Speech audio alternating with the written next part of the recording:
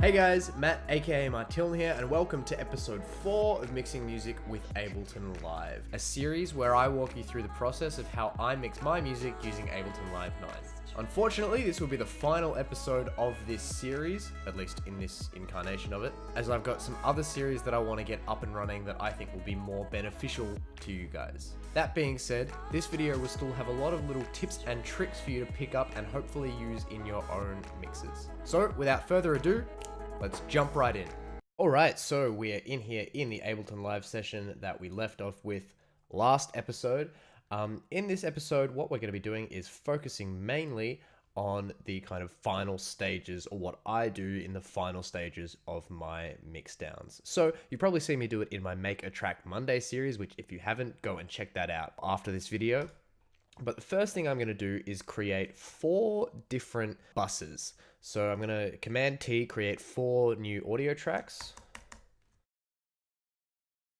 And I'm going to name them drums, synths, bass, and effects.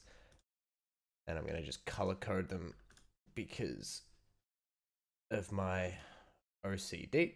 And then the next thing I'm going to do is take all of the drum sounds that I've got here, shift and just select all of them and send them all to the drums channel that I've just created.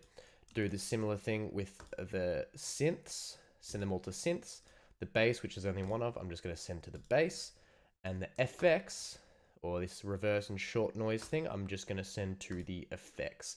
Now what you've got to do is select all of these buses as well and make sure they're set to monitor in.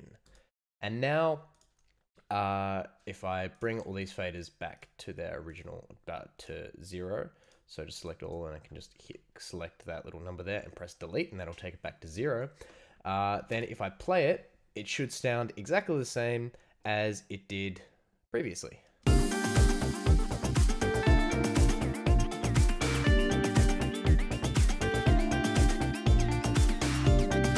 So now what we're going to do is work on each of these individual group channels. So what I'm going to do is solo the drums first so I can kind of hear what's going on with them.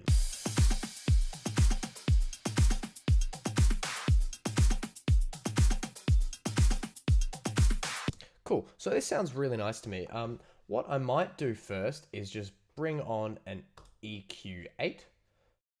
This is something that I tend to do. And then just kind of sweep around and just shape the frequencies of the drums if they need it a little bit.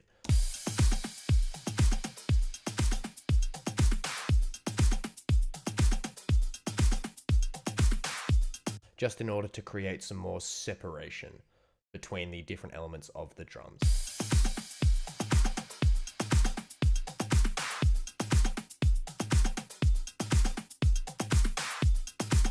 Give it a little bit of high end there to make the hi-hats come out a little bit more.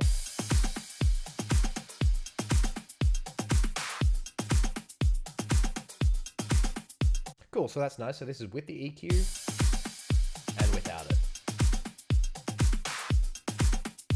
Cool, so now let's play them with the bass.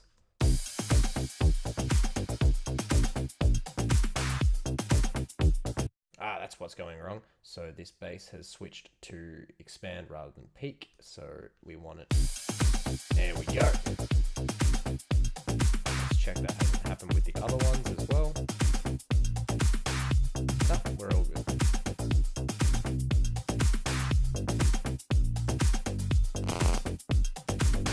Cool. Sounds nice with the bass. So the next thing I'm going to do with this drums little bus is just chuck a glue compressor on it, pre the EQ. Just some really kind of light glue compression basically. So we're just going to drag the threshold down until it starts to tickle this needle with the ratio on 2. Oh, there we go. It's already tickling it. So you can use the glue compressor for this, you can use the normal compressor. I like the glue compressor sound a lot more. It's just a little bit nicer for my ears anyways. So a few different things we can do here. It's not too peaky, but I will just kind of give it a little bit. Actually, I want the transients to come through a little bit more, make the drums punchier. So what I'm going to do is even the ratio on 2, have the attack up, and just drag the release down a little bit. Drag the threshold down, and put the attack up again. Just make the drums a little bit punchier. So this is with the glue compressor, without.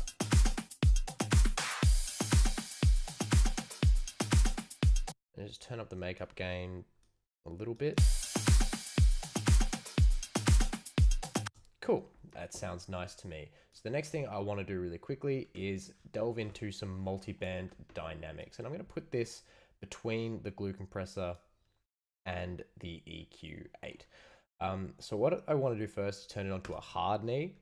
So by getting rid of this soft knee just here, and then take the lows down. I generally like to set it at around 100, and the highs for drums depends on what is occupying those high frequencies. So in this case, it's going to be the percussion and the high drums basically. So if we take a listen to it and solo the high frequencies,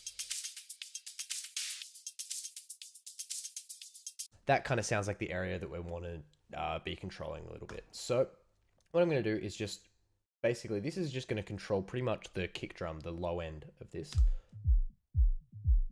which is nice. So let's just drag this up.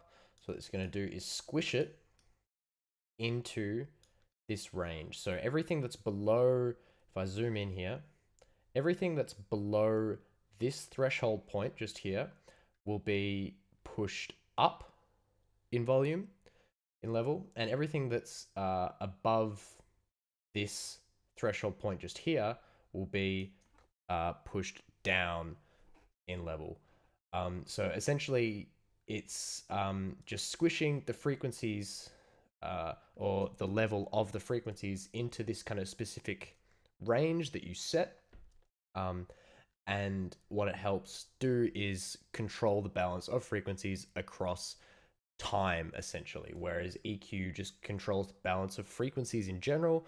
What multiband dynamics does is do the same thing, but over a period of time so that you have kind of consistent levels. So I'm just going to muck with this a little bit, and then I'll show you the end result.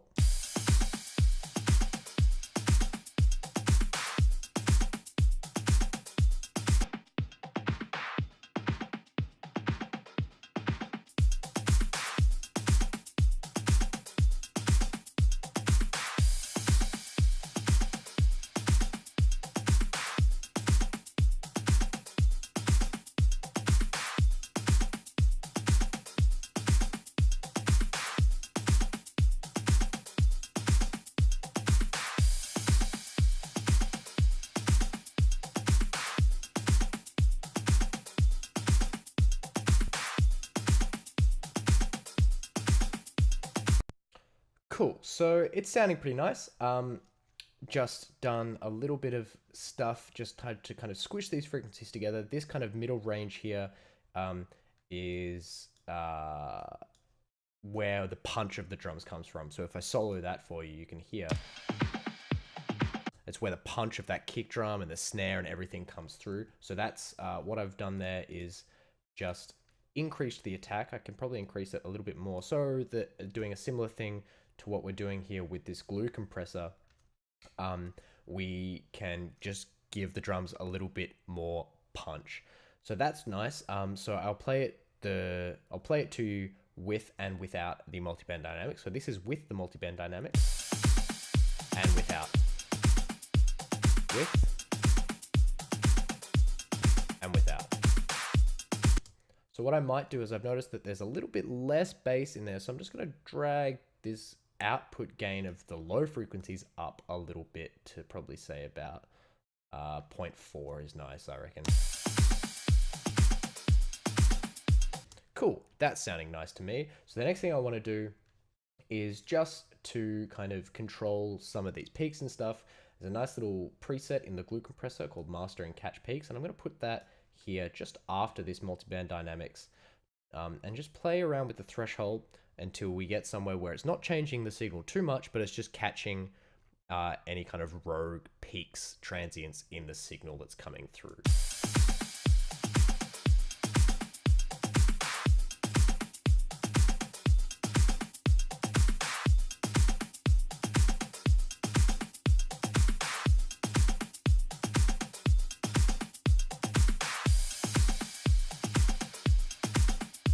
So you can hear it hasn't changed the signal too much. It still sounds pretty much the same, but it's just controlling those moments, especially when the clap and the kick drum are hit together, because that creates a lot more level. And it just kind of balances it out without it sounding too drastically different. Now, one thing to note about the glue compressor is that the ratio knob also changes the knee of the compressor. So at higher ratios, there will be a sharper knee, so you'll get the needle kind of flicking a lot less at higher ratios because of this. So just be wary of that if you're using the glue compressor in your own mixdowns and tracks and stuff as well. So the next thing we're going to do is do essentially the same thing, or first of all, listen to it in context of the track, see what has happened. Without everything.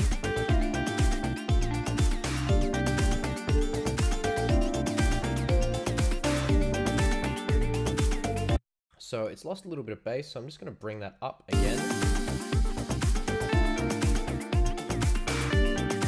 That's sounding better to me.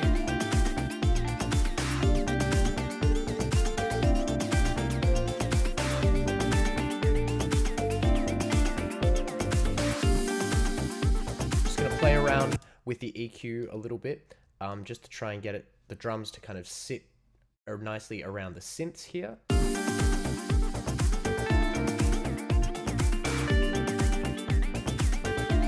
And this comes with a lot of practice about kind of knowing where things are sitting just from listening to them, and knowing what you want to stick out in those particular frequency ranges. So I know that there are a lot more kind of high frequencies in this synths material here that I want to come through and cut through a lot more. So I'm going to drag them down in the drums so that they can come through in the synths. Similar to the kind of low mids here as well.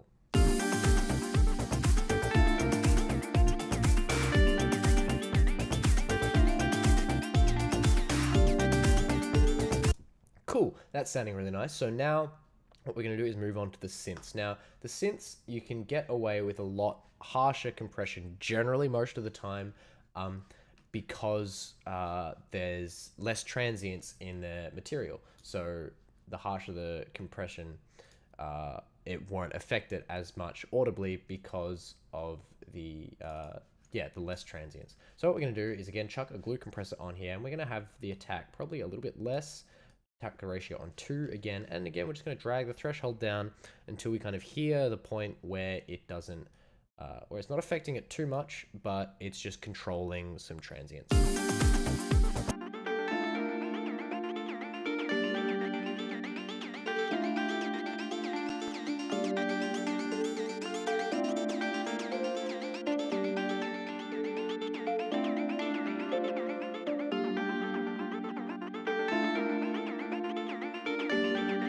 Cool, so this is kind of peaky, but it's not too bad. So I'm also going to chuck in one of these catch peaks as well. And actually I'm going to put that pre this compressor, just so it catches the peaks before it goes into it.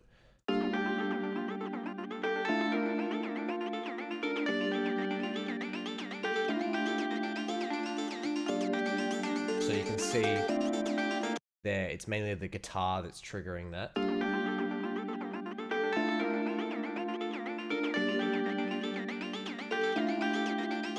Nice. So next thing I'm going to do is drag an EQ8 onto here and just have a quick look at what the kind of overall frequencies of the synths are doing.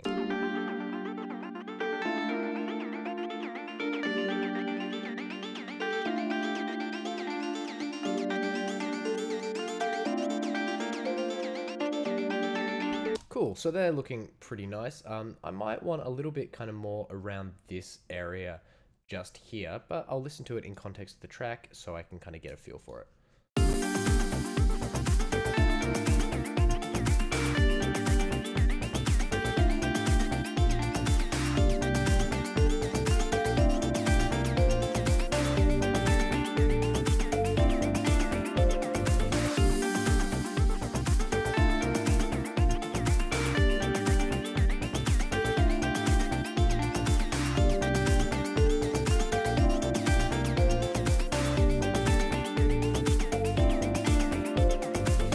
cool. That's sounding pretty nice to me. There's not too much more else I want to do with this synth. It's sounding pretty nice. You can, I might just do it for the sake of this, do a similar thing to what I did with the drums with the multiband dynamics. This is something I do it pretty often, just because you want to try and get as much juice out of your mix as you can, really. So generally with the synths, I'll bring the highs band down a lot lower. This is because there's kind of more stuff up here, less stuff up there that's kind of discernible and clear within the synth material. So if I solo this, that's not going to do a whole lot for us. You kind of want it more here. And if we listen to the mids, yeah, so these are the two kind of frequencies that frequency ranges that we want to focus on. We don't really need to focus on the lows because, as you can see, there's nothing really down there at all, which is good because we don't want a whole lot down there interfering with the bass.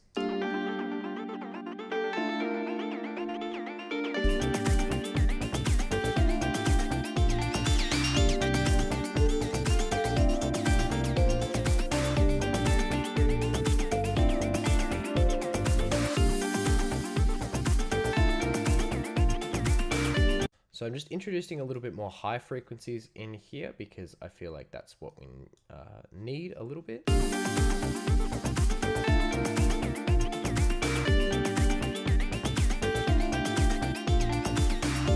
Yeah, perfect. I don't want to touch that too much more. It's not really doing a whole lot and it's not really that necessary. So the next thing I want to do is go into the bass, and this is where the multiband dynamics is going to come in super duper handy because of the nature of the bass. So if we solo it, so we want the low frequencies of the bass kind of below 100 or so. So if we drag an EQ8 on here, we can kind of have a look at that. We want them to be nice and present. So this is a good way of doing it, keeping it at a consistent volume without using an EQ. So using just the kind of low end of the multiband dynamics, we can essentially EQ it so to make it so the bass comes up and those lower frequencies are a lot more present, while still keeping it, while making sure that it's a consistent kind of volume across the entirety of the time that the track is going for. So if we play this in context,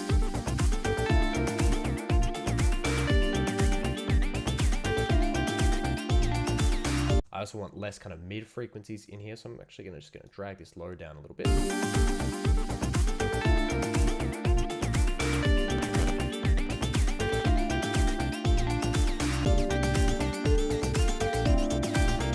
Let's have a look at our spectrum really quickly.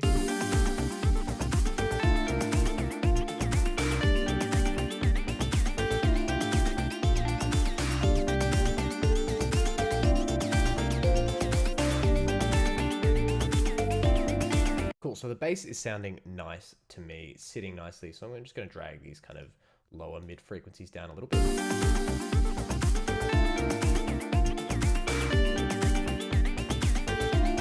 Nice, and from here it's all just about adding those little final touches, little sparkly things, like if you want to bring out something I often do with the synths, for example, is use some mid-side EQing.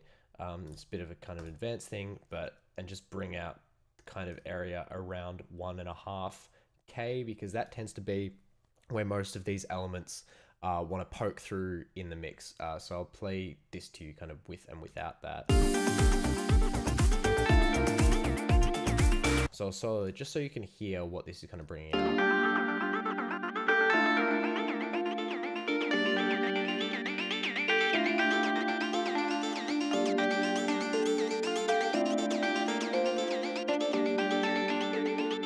Cool, so that's kind of a nice thing you can do to just help those kind of forefront elements stick out a little bit more. So what we're going to do is just have a listen through it, play it against our reference track, and just see how it sounds.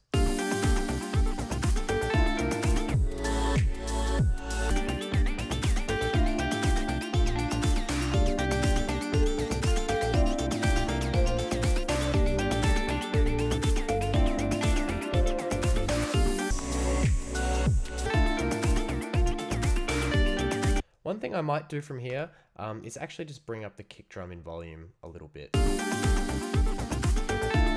Because we're controlling the low end of it here on the multiband dynamics, it doesn't matter a whole lot bringing up the volume because the low end is still going to be controlled using with the multiband dynamics on the drum bus.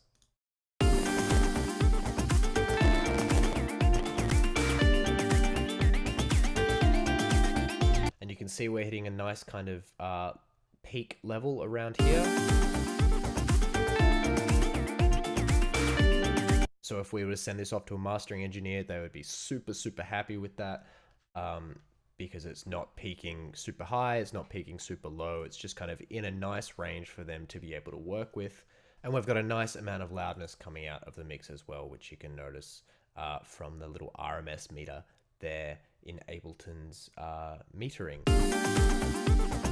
which is just where the solid green line gets to, basically. So yeah, this to me is sounding like a really nice mix. What we can do with the effects, it's not really necessary. It depends on how many kind of effects and stuff you have in here. What you can do if you really feel like it is just bring a high pass filter on it, just to make sure that nothing's kind of going on down there. But we've already done that in these two channels, so it doesn't really matter too much. It depends again on how much you have going into this effects bus and what you want to affect and how you want to affect it. Generally, it's often better to just do it on the actual track itself rather than doing it on the bus, but the buses really help, especially for things like the group multiband compression, as you saw there, as well as the kind of catch peaks as well. So I don't think there's anything else I need to show you for this. I think this mix is sounding nice, and it's something I would probably send off to a mastering engineer, or if I needed to master it myself for then a release later on down the track. Obviously it's not a finished track, it's just a 8-bar loop, but hopefully this has given you an idea of how I like to do my bussing and the kind of final stages of my mixdowns. That's it for this video. I hope you enjoyed and found it useful. Like I said at the beginning of the video, this was the final episode of this incarnation of this series, so if you haven't checked out the other episodes, please make sure to go and do that as soon as you get a chance. I'm going to be putting the project file that I've used in these videos up on my Patreon, so if you want to download it and have a closer look through it, head over and support me on there. You'll find a link in the description. As always, please make sure to like, comment, and subscribe if you haven't already. Thanks so much for watching. My name is Martil, and I'll see you in the next video.